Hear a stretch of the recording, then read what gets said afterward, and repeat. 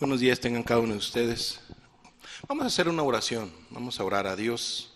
Señor Jesús, hoy reconocemos nuestra necesidad delante de ti, Señor. Sabemos que hay muchas cosas que se hacen en la semana, Señor. Algunos trabajan, algunos estudian. Cada quien, Señor, tiene sus diferentes actividades. Pero el día de hoy, Señor, el día de hoy hemos venido a buscar de ti.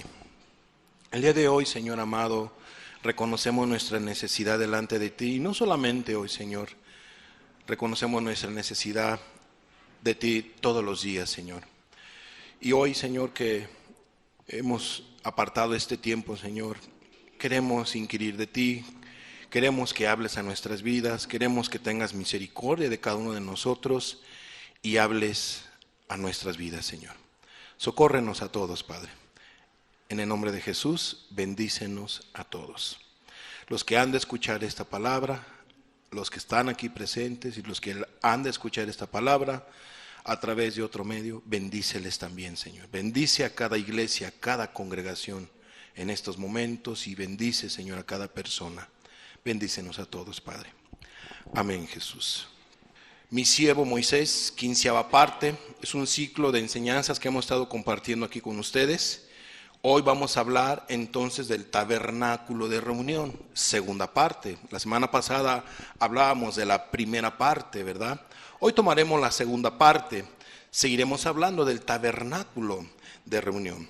Entonces la semana pasada vimos que el tabernáculo de reunión fue una tienda portátil que ordenó Dios que se construyera, y Él mismo dio las instrucciones precisas de los materiales y las medidas. Vamos a ver Éxodo 25, 8 y 9.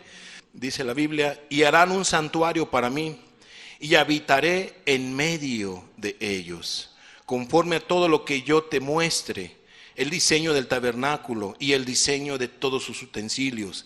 Así lo haréis. Entonces el tabernáculo fue una ordenanza que el Dios de los cielos dio al siervo Moisés para que se hiciera. Y dice el libro de Éxodo 39, 43, dice de la siguiente manera: y vio Moisés toda la obra, y aquí que la habían hecho como Jehová había mandado. ¿Qué hizo el Dios de los cielos cuando se obedeció a todas sus instrucciones a la hora de hacer el tabernáculo de reunión? Y los bendijo. Y los bendijo. Y decíamos nosotros, amados, nosotros necesitamos la bendición de Dios. Cada iglesia en esa tierra necesita la bendición de Dios. Cada vida, cada ciudadano, cada familia necesita la bendición de Dios. Pero para que venga esa bendición a nuestras vidas, es necesario hacer ¿qué?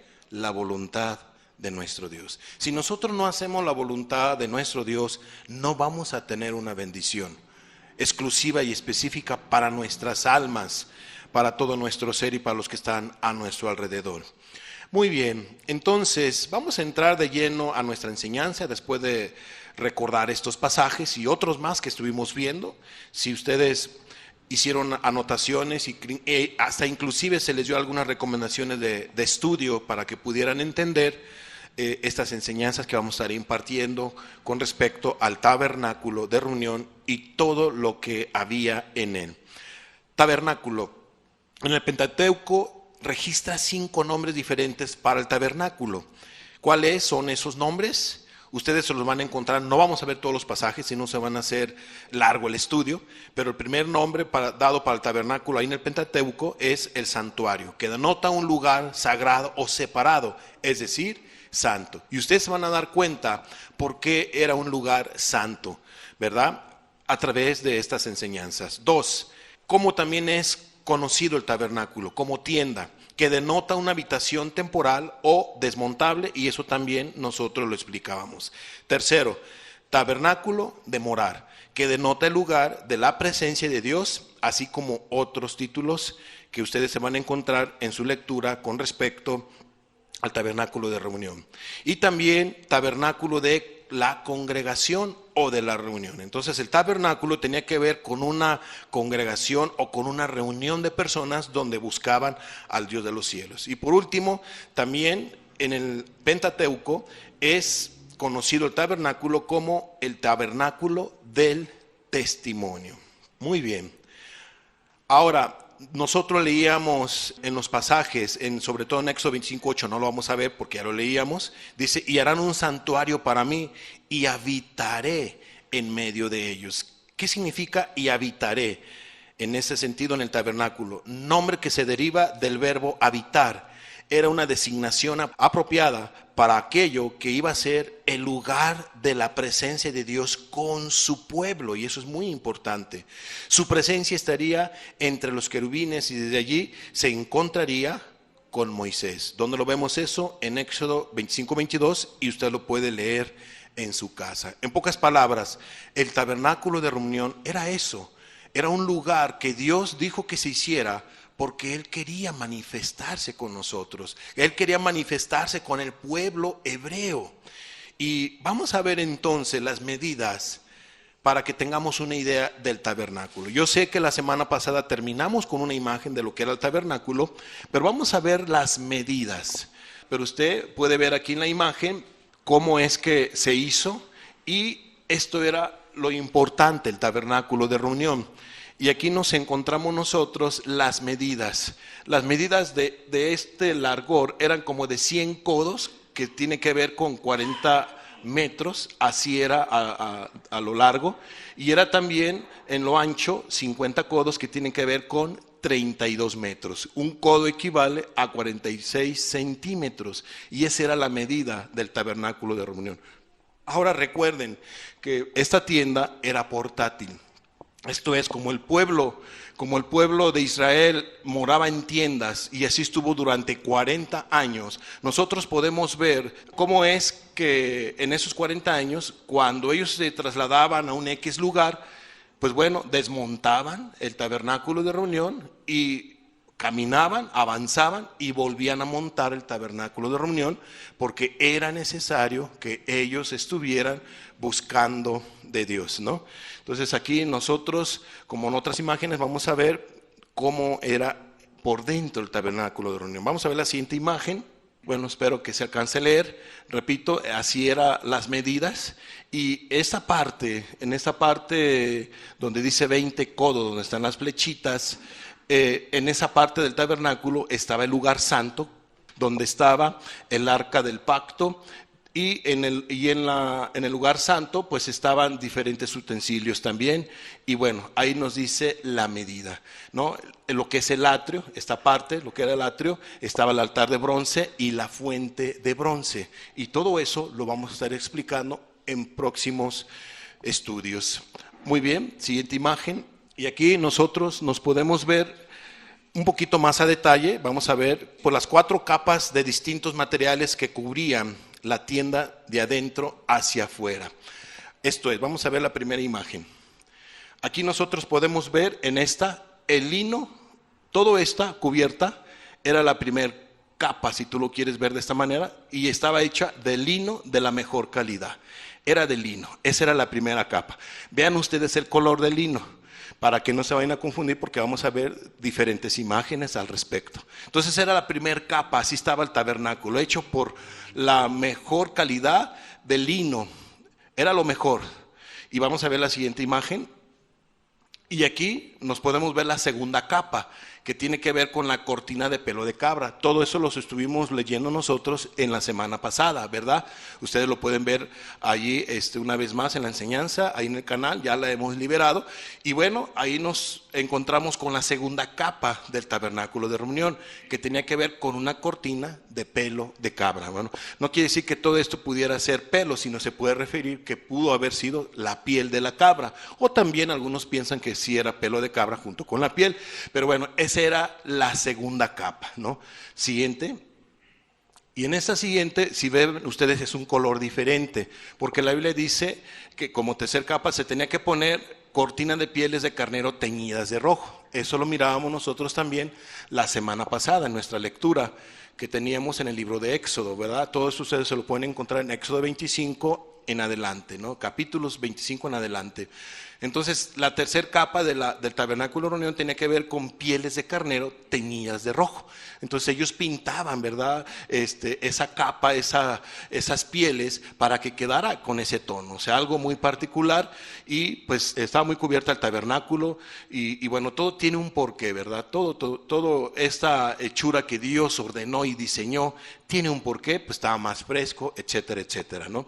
Vamos a ver la cuarta capa que tenía el tabernáculo de reunión. Si ustedes ven, cambia el color. ¿Cuál era esta cuarta capa? Pieles de tejones. Algunos estudiosos piensan que no se refiere a los tejones que nosotros normalmente conocemos, porque para los judíos los tejones pues eran inmundos, ¿verdad? Piensan que pudo haber sido en lugar de tejones, más bien está mal ahí la traducción, y que pudo haber sido piel acuática, en pocas palabras, de un pez, algún delfín. Algunos piensan que pudo haber sido piel de delfín.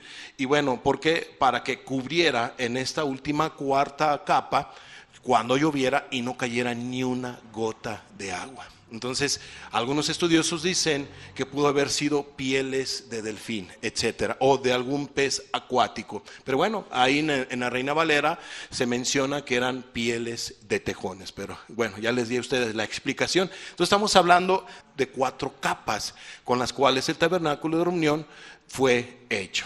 Siguiente imagen. Y bueno, aquí nosotros nos encontramos. Las 4 capas se montaban en una base de madera, como ustedes lo pueden ver allí, ¿verdad? Era una madera especial, quizá madera de acacia, etcétera, etcétera, en fin. Entonces, y tenía que haber una infraestructura. Entonces las 4 capas así estaban, ¿no? Se montaban y ahí ustedes pueden ver las 4 capas que estaban, con las cuales estaba hecha el tabernáculo de reunión, ¿sí? Vamos a ver la siguiente imagen. Y aquí ya está al descubierto el tabernáculo de reunión. Entonces, ¿con qué nos encontramos? Nos encontramos entonces aquí, toda de esta cortina hacia acá es el lugar santo, ¿sí? Es el lugar santo. Y de esta cortina hacia adentro, ¿cuál era? El lugar santísimo. Todo eso lo vamos a estar explicando, lo que había por dentro, porque aquí estaba el arca del testimonio, ahí estaba el candelero, ahí estaba la mesa de los panes, y ahí por el otro lado el altar del incienso, ¿no? Etcétera, etcétera. Todo eso lo vamos a estar explicando en próximas enseñanzas. A este lugar llamado Santísimo, lugar santísimo, entraba el sacerdote Aarón o el sumo sacerdote una vez por año a este lugar. Entonces, cuando entraba el sumo sacerdote, si no era Aarón o cualquiera de lo que fuera, el que le fuera a suceder, ¿qué pasaba? A ellos le ponían una cuerdita, porque tenían que entrar al lugar santísimo con un corazón preparado, limpios de pecado, de inmundicia, etcétera, etcétera, porque si ellos se atrevían a entrar sin haber hecho la purificación o con algún pecado en su corazón, no salían de este lugar. Y cuando ya no, ellos movían el lazo, y cuando miraban que no había nada de respuesta, entonces ellos entendían, los otros sacerdotes que servían aquí en el lugar santo, sabían que Dios ya había matado al sumo sacerdote. Por lo tanto, lo jalaban, porque a este lugar no entraba nadie más que el sumo sacerdote, y entraba una vez por año. Lo sacaban y ya estaba muerto el sumo sacerdote, por haberse atrevido a entrar a ministrar al Dios de los cielos, un Dios que es santo, en impiedad, en pecado, sucio en su corazón y en su alma. Entonces lo sacaban.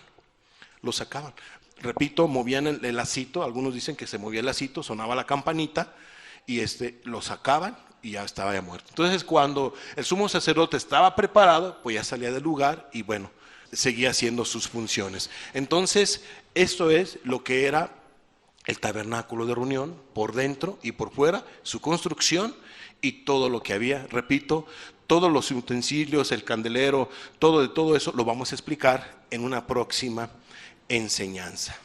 Solamente es para que usted tenga una idea, o tengamos nosotros una idea de lo que era el tabernáculo de reunión. Vamos a ver el significado de tabernáculo.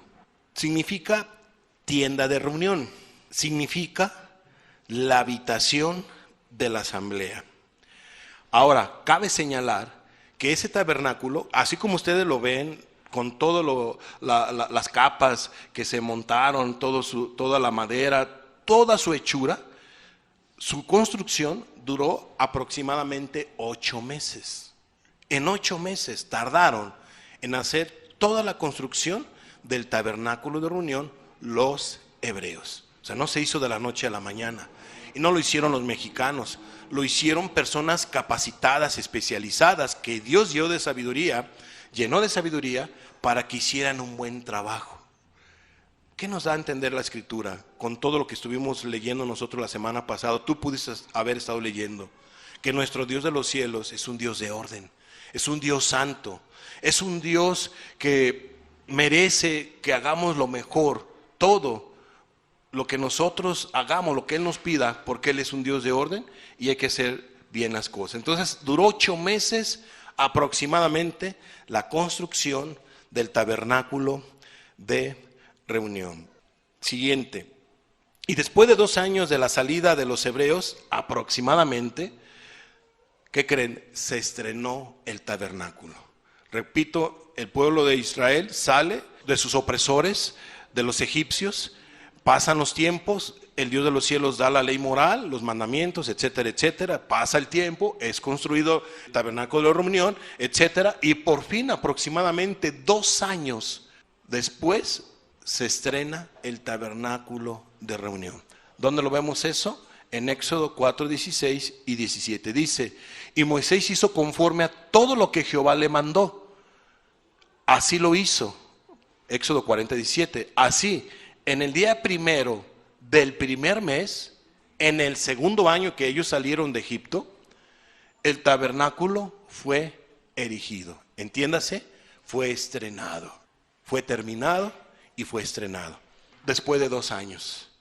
Amados, tuvieron su primera reunión. Yo me imagino que fue algo muy glorioso, muy especial, muy particular para todos, porque todos habían cooperado, todo el pueblo hebreo había cooperado para la construcción del tabernáculo de reunión, como ya lo estuvimos explicando. Dice la Biblia que recuerden que ellos dieron hasta de más y se les tuvo que decir, ya no den más, por favor, ya tenemos suficiente y con esto vamos a hacer el tabernáculo de reunión. Entonces 2 años después tienen ellos su reunión. Lo siguiente, y después de que fue santificado todo el tabernáculo y lo que en él había, junto con los que ministrarían, pasó lo siguiente. Vamos a ver qué fue lo que pasó. Éxodo 40, 34 en adelante. Entonces, una nube cubrió el tabernáculo de reunión. De la noche a la mañana, si tú lo quieres ver así, o yo quiero yo mencionarte, milagrosamente, o por una intervención divina, la nube cubrió el tabernáculo de reunión. La nube que significa la Shekinah, la presencia del Santísimo, la presencia de Dios. Todo eso el pueblo hebreo lo vio. Cubrió la nube, la presencia de Dios, el tabernáculo de reunión. Qué impactante ha de haber sido, ¿cierto o no? Qué sorprendente, qué maravilloso. La presencia de Dios en el tabernáculo de reunión. Y dice, y la gloria de Jehová llenó el tabernáculo. La gloria del Dios de los cielos, su majestuosidad, su hermosura, su santidad, su pureza, su amor, su compasión, su misericordia, su justicia, toda la presencia de Dios, la gloria de Dios, la gloria de Jehová llenó el tabernáculo de reunión. Amados, la presencia de Dios en una reunión, en esa primera reunión, no pasó desapercibida. Y así no debe de pasar desapercibida la presencia de Dios en ninguna congregación, en ninguna iglesia. Debe de ser palpable la presencia de Dios. Aunque sean pocas personas, 5 o 10 personas, aunque no sea un lugar muy infraestructurado, aunque sea un lugar sencillo, o aunque sea un lugar a lo mejor bien estructurado, la presencia de Dios no debe de pasar desapercibida.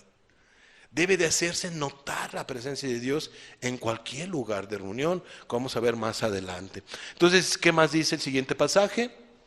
Y no podía Moisés entrar en el tabernáculo de reunión porque la nube estaba sobre él y la gloria de Jehová lo llenaba. Lo vuelve a repetir, vuelve a ser enfática la Biblia y nos deja ver que allí estaba la nube, estaba la Shekinah, estaba la presencia de Dios, estaba la gloria de Jehová y estaba llenando el tabernáculo de reunión. Moisés no podía entrar, no le era permitido todavía entrar. Él tenía que esperarse cuando Dios le diera la orden de que él ya entrara. El que primero habitó ese lugar, el que se manifestó primeramente, el que dio el primer paso para llenar con su presencia el tabernáculo de reunión, fue el Dios de los cielos. Antes de que tú llegaras a este lugar, aquí ya estaba el Espíritu Santo. Ya estaba Dios. Cuando uno se dispone en cualquier lugar donde se le busca al Dios de los cielos con toda sinceridad, con todo corazón, el primero que ya está, no eres tú que si tú llegases hoy primero, no son las primeras personas cuando llegan al lugar de reunión, los que llegan. El primero es Dios, es su presencia, el Espíritu Santo. Entonces vemos nosotros que la gloria de Jehová ya estaba en el tabernáculo de reunión, y dice el 36, y cuando la nube se alzaba del tabernáculo, los hijos de Israel se movían en todas sus jornadas. ¿Qué quiere decir? Que el pueblo de Dios, cuando miraba la Shekinah, la nube en el tabernáculo de reunión, ellos dejaban de hacer todas las actividades y se dedicaban a contemplar la gloria de Jehová, su presencia, lo que Dios quería hablar a sus vidas, o dejarles ver al pueblo de Dios, el Dios de los cielos: yo estoy con ustedes, no tengan temor. Podemos nosotros decir muchas cosas. Amados, qué hermoso. Yo me imagino que ha de haber sido algo muy glorioso, muy especial. Imagínate que nosotros estuviéramos aquí y que llegara una nube, y que esa nube, pues tú dijeras: caray, aquí está Dios. ¿A poco no sería algo muy hermoso, precioso? Pero mi Biblia dice: bienaventurados los que no vieron ni creyeron. Y aquí está la presencia de Dios en medio de nosotros. ¿O no lo creen ustedes así? Aquí está la presencia de Dios. La palpamos, se palpa. Porque Él habita donde hay 2 o 3 reunidos en su nombre. Pueden ver 50, pueden ver 20, pueden ver 100, 200. Cuando hay un corazón sincero y reunido en su nombre, Dios está en ese lugar. Llámese en cualquier nación, cualquier país, en cualquier color, en cualquier raza. Cuando hay un corazón sincero, Dios se manifiesta en ese lugar y en esa vida. Entonces, el pueblo de Israel, cuando ya no estaba la Shekinah, la nube, cuando la nube se alzaba, entonces el pueblo se iba a hacer sus actividades. Hay un tiempo para todo. No siempre es trabajar. Y sí es importante trabajar, porque la Biblia dice 6 días trabajarás. O sea, es importante trabajar. Pero también es importante la presencia de Dios, que tú busques a Dios. Y Dios ha apartado un día para que nosotros le busquemos, para que tú le busques. Y no solamente en ese día, sino lo debemos de buscar todos los días. Es bueno que tú busques a Dios, que tú ores a Dios todos los días. Le pidas ayuda, socorro, le abras tu corazón. Es bueno que tú le digas a Dios: Dios, ayúdame, Dios, socórreme. Dios, voy a hacer esto, aquello, lo otro, bendíceme. Es bueno que tú lo ames todos los días, te expreses con Él, ores, digas lo que hay en tu corazón, tus preocupaciones, tus aflicciones. Es bueno buscar a Dios todos los días. Entonces el pueblo tiene un tiempo. Cuando llegaba la presencia de Dios, ellos dejaban de hacer sus actividades, repito, y era tiempo de buscar a Dios. Como hoy. Hoy es tiempo de buscar a Dios. Este día es para buscar a Dios. Es para buscar a Dios. No es para irte a jugar, no es para irte a hacer otras quehaceres, otras actividades. Es para buscar a Dios este día. Es para buscar a Dios, para servir a Dios. Amados, tenemos más de varias décadas sirviendo a nuestro Señor Jesucristo y siempre le hemos dado su lugar, como el día de hoy. Algunos tendrán 5, 7 o 10 años quizá de cristianos, otros 3. Y cada domingo es un día de reunión al cual nosotros tenemos que buscar de Dios. ¿Qué más dice la Biblia? Siguientes pasajes. Entonces dice el 37 y 38, Éxodo 40, 37 y 38, ¿qué fue lo que pasó? Pero si la nube no se alzaba, no se movían hasta el día en que ella se alzaba. O sea, hay un tiempo para buscar a Dios. Si la presencia de Dios estaba tan palpable, ellos no se movían. Se deleitaban en la presencia de Dios. Yo creo que el Dios de los cielos les hablaba, les ministraba a sus corazones, a sus mentes, y ellos estaban, quizá algunos le alababan, le bendecían, le exaltaban y decían: Dios está conmigo, Dios está con nosotros. Ellos se deleitaban en la presencia de Dios y nadie se movía. No despreciaban la presencia de Dios. Le daban su lugar al Dios de los cielos. Anhelaban estar en la presencia de Dios, esta nación. Y dice el 38, porque la nube de Jehová estaba de día sobre el tabernáculo y el fuego estaba de noche sobre él, a vista de toda la casa de Israel, en todas sus jornadas. ¿Qué nos da a entender esta porción de la Escritura? Que el Dios de los cielos estaba a las 24 horas con esta nación. Qué importante es la presencia de Dios en nuestras vidas, las 24 horas. Qué importante es que el Dios de los cielos se manifieste en una congregación, en una reunión, todos los días y todas las veces que uno se reúna. Muy bien, vamos a tener esta pequeña aplicación. Ya miramos que la gloria de Jehová se manifestó después de que el tabernáculo de reunión, 2 años después que se inauguró el tabernáculo de reunión. Vimos cómo es que la gloria de Jehová estaba sobre de ellos. Y ahora en esta, ¿qué quiero yo mostrarles a ustedes? Dios a los hebreos les dejó un lugar para que lo buscaran. Un lugar, o sea, el Dios de los cielos quería que lo buscaran.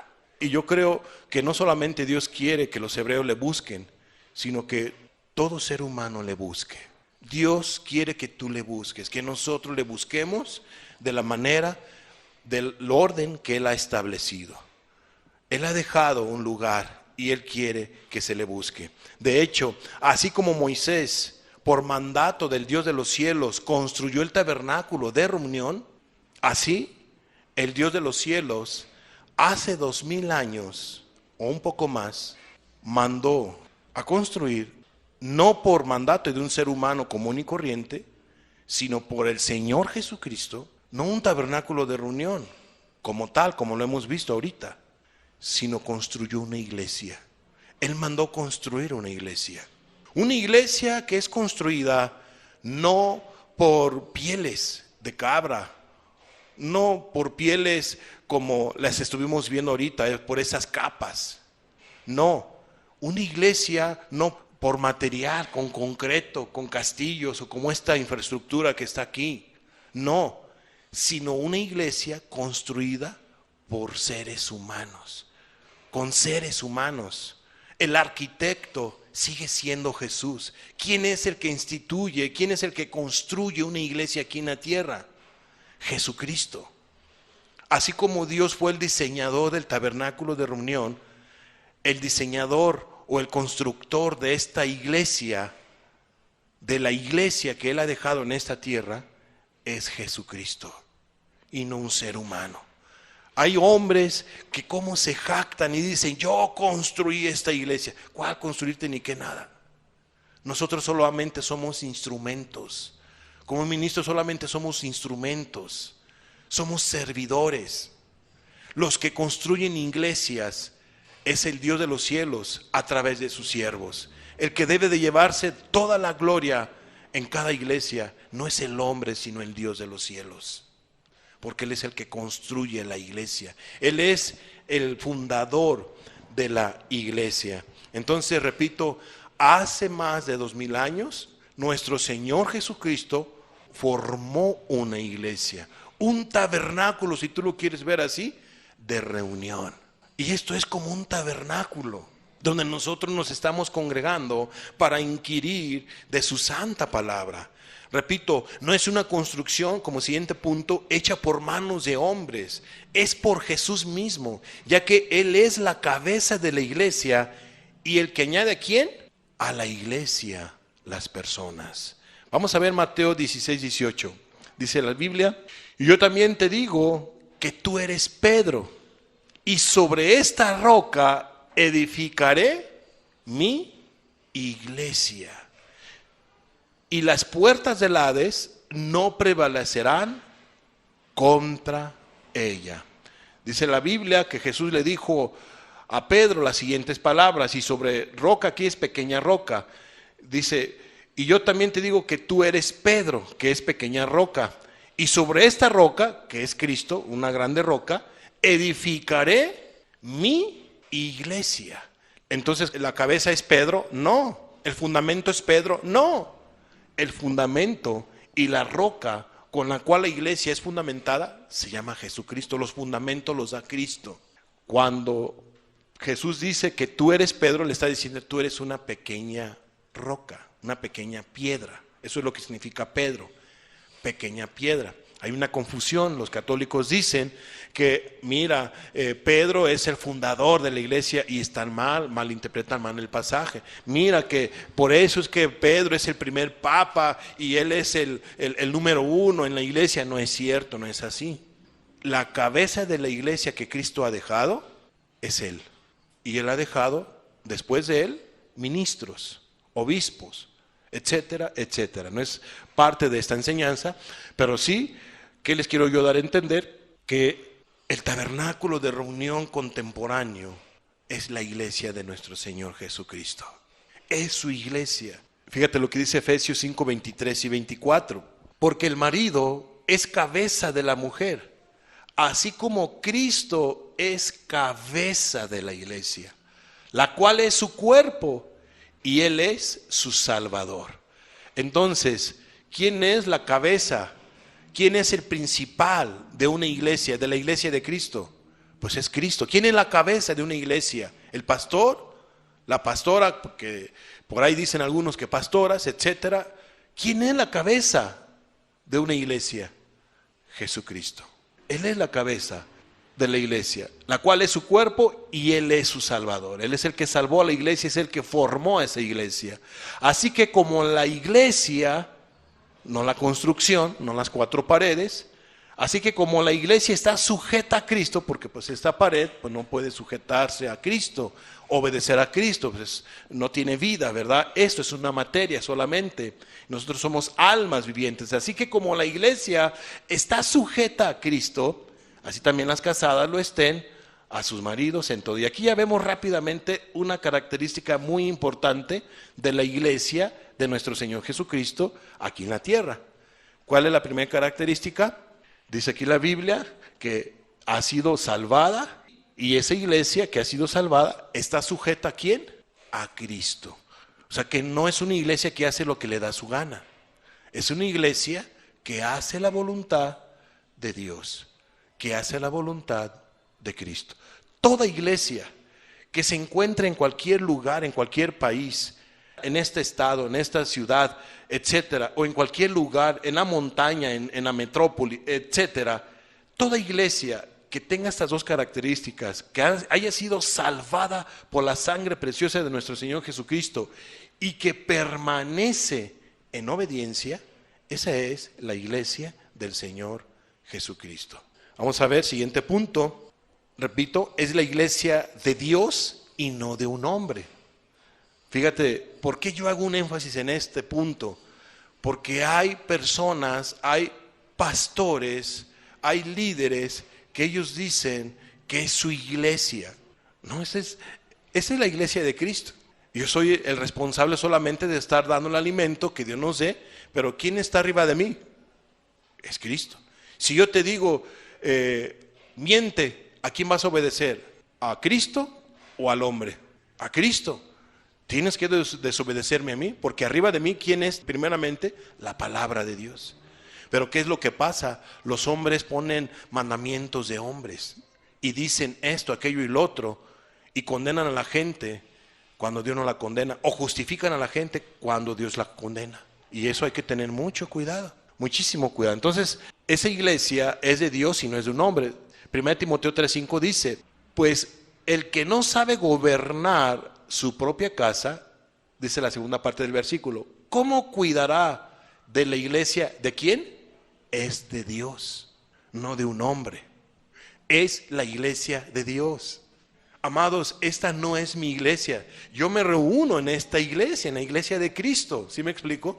Pero el fundador de esta iglesia es Dios. Y el fundador de cualquier iglesia, donde quiera que se encuentre, es Cristo. La cabeza de esa iglesia debe de ser Cristo. Cuando no se hace la voluntad de Cristo, entonces, amados, esa iglesia debería de meditar en sus caminos. Debería de ver si realmente es iglesia. Pues la iglesia debe de estar sujeta ¿a quién? A Cristo. O puede ver que haya personas en una iglesia, porque llegan varias personas, se congregan, y bueno, hay personas interesadas que todavía no se han entregado a Cristo. Bueno, puede decirse que la persona aún todavía no pertenece a Cristo, a un grupo, sino a Cristo, porque pertenecer a Cristo, Él añade a la iglesia, como vamos a ver más adelante. Entonces, pues el que no sabe gobernar su propia casa, ¿cómo cuidará de la iglesia de Dios?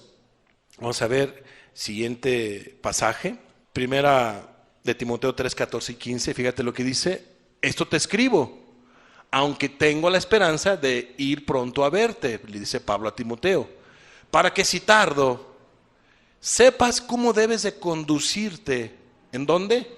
En la casa de Dios. ¿Cómo debes de conducirte en la casa de Dios? Que es la iglesia del Dios viviente, columna y baluarte de la verdad. Dice Pablo a Timoteo, para que si tardo sepas cómo debes de ¿qué?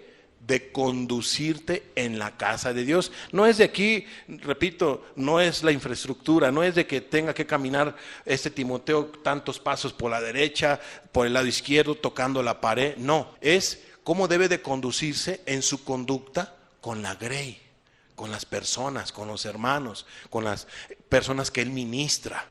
Porque la iglesia, como vamos a ver más adelante, tiene que ver con la asamblea, con personas, con seres humanos, no con una construcción. Y hay reglas y hay ordenanzas, porque dice la Biblia aquí, para que si tardo sepas cómo debes de conducirte en la casa de Dios. Hay maneras, hay reglas de cómo, que Dios ha establecido, de cómo un cristiano que pertenece a la iglesia de Cristo debe de conducirse con sus hermanos, con sus hermanas, en la iglesia, etcétera, etcétera. ¿De acuerdo? Entonces, estos pasajes nos dejan ver que es la iglesia de Dios, no la iglesia de un hombre. Vamos a ver Hechos 2:44 al 47. Todos los que habían creído estaban juntos. Algo muy interesante. Todos los que creen en Jesús, todos los que han tenido una experiencia con Jesús, ¿están desunidos o están juntos? Están juntos. Están juntos. Y tenían en común todas las cosas. Y vendían sus propiedades y sus bienes y lo repartían a todos según la necesidad de cada uno. Te explico. Eso era la necesidad en aquel tiempo. ¿Por qué? Porque estaban siendo perseguidos, y de que el gobierno romano se quedara con las propiedades, ¿qué hacían los cristianos? No, hombre, pues mejor las vendo. Y ya todo eso que vendían lo ponían a los pies de los apóstoles o lo llevaban a la iglesia para su sustento, y entre ellos se protegían de esa manera. No es que ahorita nosotros no tenemos una persecución y tú tengas que vender todas tus propiedades y te quedes en la calle y vayas a traer las cosas. No, hay que ser buenos administradores. Pero hay personas malintencionadas que le dicen, sacan esos pasajes para decirle a las personas: vende tu propiedad y trae el dinero al pastor. Lo han hecho varias y eso no es correcto. ¿De acuerdo? Hay que tener mucho cuidado con los estafadores.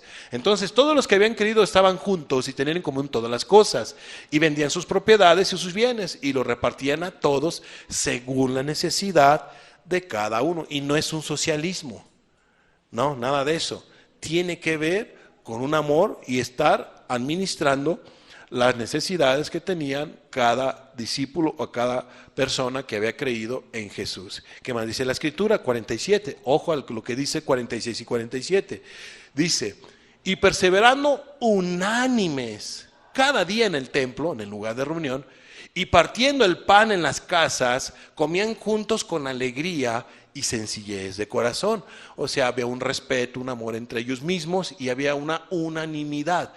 No solamente entre ellos mismos, ¿qué más hacían ellos en las reuniones? Versículo 47, alabando a Dios, porque Dios es digno de toda alabanza. Y teniendo favor con todo el pueblo, o sea que eran bien vistos porque sus obras no eran malas, sino ellos se comportaban de una manera cristiana, y teniendo favor con todo el pueblo, y el Señor añadía cada día a la iglesia los que habían de ser salvos. ¿Quién es el que añade a la iglesia a las personas? ¿El pastor o Cristo? Es Cristo.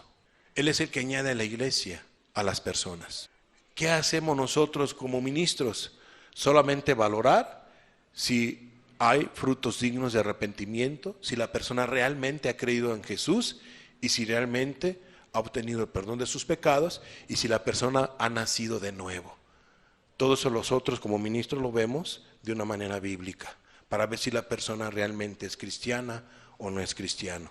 Y si no, para ayudarle a que sea cristiano, a que sea un hijo o una hija de Dios, conforme a lo que dice la palabra de Dios. Esa es la labor de un ministro, cotejar lo que Cristo ha hecho en cada persona, eso es todo. El ministro no puede salvar a una persona. El que salva a una persona es Cristo. El que perdona pecados es Cristo. Ningún hombre puede perdonar pecados para purificar un alma. Sí, todos tenemos que perdonar las ofensas que nos hayan hecho. Pero que tú le digas a una persona, eres perdonado de todos tus pecados, no, solamente hay una, es Jesucristo. No es ningún sacerdote, ningún cura, ni nada por el estilo. Solamente es Cristo el que puede perdonar pecados. Y Él es el único que puede añadir a la iglesia los que van a ser parte de ella, ¿no? Muy bien, pero ¿qué significa iglesia? Rápidamente vamos a verlo. Iglesia. ¿Qué significa iglesia? Es una palabra griega que tiene que ver con eclesía. ¿Qué significa eclesía? Llamar fuera. Y entiéndase de la siguiente manera. Los que son llamados fuera de este mundo, no que se vayan a un lugar, a un monasterio, no, sino que los que son llamados a salir fuera de estas corrientes de este mundo, ¿no? Los que son llamados a salir de la mala manera de vivir, los que son llamados a un arrepentimiento, que se arrepientan las personas de su mala manera de vivir. ¿Y qué es el arrepentimiento? Que se aparten de todos sus pecados. Esto es, que si hay una persona muy mentirosa, deje de mentir, ya no mienta. Ese es arrepentimiento. No solamente es pedirle perdón a Dios del pecado de la mentira, sino es apartarse del pecado de la mentira, del pecado del enojo, del pecado de la envidia, del pecado de la codicia, del pecado de los celos, del pecado del robo, y así la lista sigue. El arrepentimiento tiene que ver con dejar de hacer lo malo, dejar de ofender a Dios. Los que son llamados a salir fuera de ese estilo de vida pecaminoso o de perdición, o de las tinieblas, para que vengan ¿a dónde? A la luz admirable. Eso es lo que significa iglesia. Son los que son llamados a salir fuera de, y también significa reunión popular, o sea, una reunión de personas. También significa específicamente asamblea. En una asamblea se reúnen personas. También significa, iglesia significa concurrencia, congregación o iglesia. En pocas palabras, hay algunos que les dicen, no, pues voy a la iglesia, hay otros que dicen, pues voy al templo, hay otros que dicen, voy a la congregación. Eso es correcto, ¿no? Se están refiriendo a ¿qué? A la iglesia. Voy a la congre, pues voy a la iglesia, ¿no? Voy a la asamblea, pues voy a la iglesia, al lugar de reunión. Voy con aquellos a los cuales Cristo ha tenido misericordia para edificarnos los unos a los otros. Eso es lo que significa la palabra iglesia. Repito, este significado no tiene nada que ver entonces con una construcción, sino tiene que ver con personas, seres humanos que Cristo ha tenido misericordia. Esta iglesia que estábamos viendo ahorita, que Cristo ha dejado, porque recuerden, estamos hablando del tabernáculo de reunión, no nos hemos salido del tema. El tabernáculo de reunión, ¿para qué era? Para que la gente se reuniera. ¿Y la iglesia para qué es? Para que la gente, la asamblea que se reúna para buscar de Dios. Así como la gente buscaba en el tabernáculo de reunión la presencia de Dios. Y Dios se manifestaba a través del tabernáculo de reunión con la Shekinah. El Dios de los cielos no ha cambiado. Él se manifiesta ahora en la iglesia. Su presencia se manifiesta en la iglesia. Vamos a ver como siguiente punto, esta iglesia que te estoy hablando, o este tabernáculo de reunión, si tú lo quieres ver de esta manera, debe de vivir en santidad. Vamos a ver Efesios 5:27. A fin de presentársela a sí mismo, una iglesia gloriosa. Debe ser una iglesia gloriosa. Y para que una iglesia sea gloriosa, debe de estar ¿cómo? Sin mancha. Que no tuviese mancha, ni arruga, ni cosa semejante que tenga que ver con impiedad, con maldad, con pecado, enojos y tantas cosas más, sino que fuese santa y sin mancha. Así debe de vivir la iglesia del Señor Jesucristo. Toda iglesia, toda congregación donde se reúnan en cualquier lugar de este país o fuera de este país, si realmente es iglesia, debe de vivir de esta manera. Si no, es una religión más. Si nosotros no vivimos de esta manera, amados, somos una religión más y nos vamos a quedar. Debemos de estar sujetos a Cristo, debemos estar caminando en la gracia y debemos de venir a la presencia de Dios, a la Shekinah que Él va a derramar en cada reunión. ¿Cierto o no? Amados, qué importante es la presencia de Dios. Entonces, esa iglesia debe de vivir en santidad, dice, a fin de presentársela a sí mismo una iglesia gloriosa. Una iglesia gloriosa se ve en sus buenas obras, no en sus malas obras. Donde hay pleitos, enojos, donde hay estafas. Hay muchos lugares donde las personas dicen que son iglesia y se estafan entre ellos mismos, se roban, pelean y bueno, tantas cosas más. Eso no es correcto. Y cuando hay eso, se debe de corregir. Se debe de llevar a esa persona que se arrepienta. Y si no entiende, entonces la iglesia no es hablar en esta enseñanza todas las características. Quizá en su momento vamos a hablar de cómo es que una iglesia se debe de regir. Pero hay disciplinas. Pero en muchos lugares no hay disciplinas. Y son unas disciplinitas así como cuando un hijo se porta mal. ¿Qué es lo que hacen muchas mamás? Gritan más, hacen tanto escándalo. Vas a ver cómo te va a ir ahorita. Y a ver, vente, ahorita te voy a dar un balazo. Y ¡pum! Le dan así como un dedazo. Pasa así. Y el niño hace el escándalo. ¡Ah! Como si le hayan corregido de una manera muy particular. Bueno, así hay pastores. Hermano, por cuanto usted hizo esto, se va a una disciplina una semana, no va a ir a la iglesia. No es una semana. La disciplina es hasta que la persona realmente se corrija. Y si no se corrige, la disciplina todavía sigue. ¿O no sacó Dios a esta María por 7 días? Hasta que se corrigió. Amados, hay disciplinas que se ejecutan en una iglesia. Lamentablemente, en muchos lugares no se aplica la disciplina. ¿Por qué? Porque se le va la oveja y se le va la otra. No, pues disciplinaría un montón. Y se les va el diezmo, y se les va el dinero, y se les va todo. No, amados, no debe de ser así. Hay que tener cuidado en todo ello. Entonces, la iglesia debe de vivir sin mancha y sin arruga. Último punto de esta enseñanza.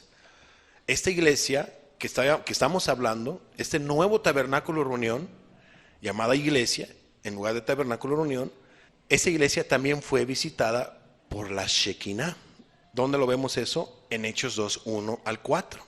Dice la Biblia, cuando llegó el día de Pentecostés, estaban todos unánimes juntos. Otra vez la palabra unánimes, juntos. Y de repente vino del cielo un estruendo como de un viento recio que soplaba, el cual llenó toda la casa donde estaban sentados. ¿Cómo llegaba la Shekinah al tabernáculo de reunión? A través de una nube. Era algo visto, era algo particular, era algo notorio. Pues dice aquí la Biblia que vino desde el cielo un estruendo como un viento recio que soplaba, el cual llenó toda la casa donde estaban sentados.